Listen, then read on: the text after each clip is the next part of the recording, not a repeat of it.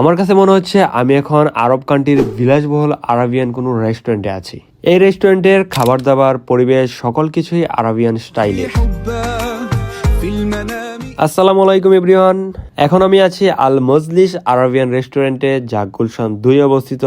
এই রেস্টুরেন্টটিকে বলা যায় একটি ভিআইপি রেস্টুরেন্ট। আজকে ভিডিওতে আমি তুলে ধরবো এখানকার পরিবেশ এবং খাবার দাবারের মান পার্সোনালি আমার কাছে কেমন লেগেছে। সো এটা হচ্ছে মেনু কার্ড, যেখানে তাদের সকল আইটেমগুলো দেওয়া রয়েছে, পাশাপাশি প্রাইসগুলো দেওয়া রয়েছে।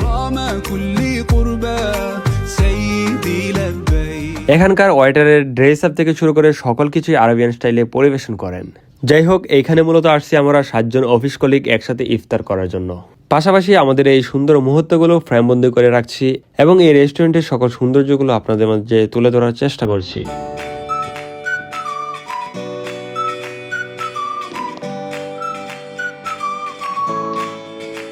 আসুন আপনাদেরকে একটা জিনিস দেখাই। আমাদের যে পানির বোতলটা দেওয়া হয়েছে, এই বোতলের প্রাইসটা কত? এই বোতলের প্রাইসটা 65 টাকা। ফাইনালি দীর্ঘ 25 মিনিট অপেক্ষা করার পর আমাদের খাবারগুলো তৈরি হয়েছে এবং একে একে সকলের মাঝে পরিবেশন করা হচ্ছে।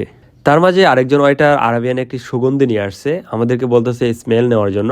তো আমরা একে একে স্মেল নিচ্ছিলাম এবং আমার কাছে মনে হয়েছে এই রেস্টুরেন্টে এসে একটা ভিন্নধর্মী কালচার দেখতে পেলাম এবং ভিন্নধর্মী একটা অভিজ্ঞতা অর্জন করলাম।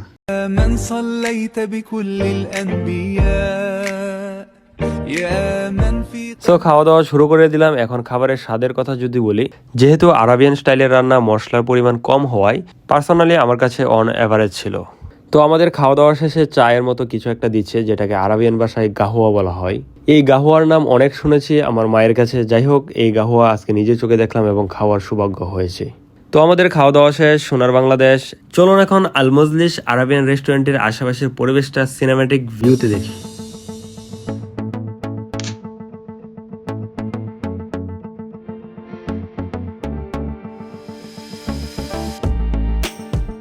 তো প্রিয় দর্শক বন্ধুরা, আজকের মতো আমার এই ভিডিওটি এখানেই শেষ হচ্ছে। সবাই ভালো থাকবেন, সুস্থ থাকবেন। আসসালামু আলাইকুম।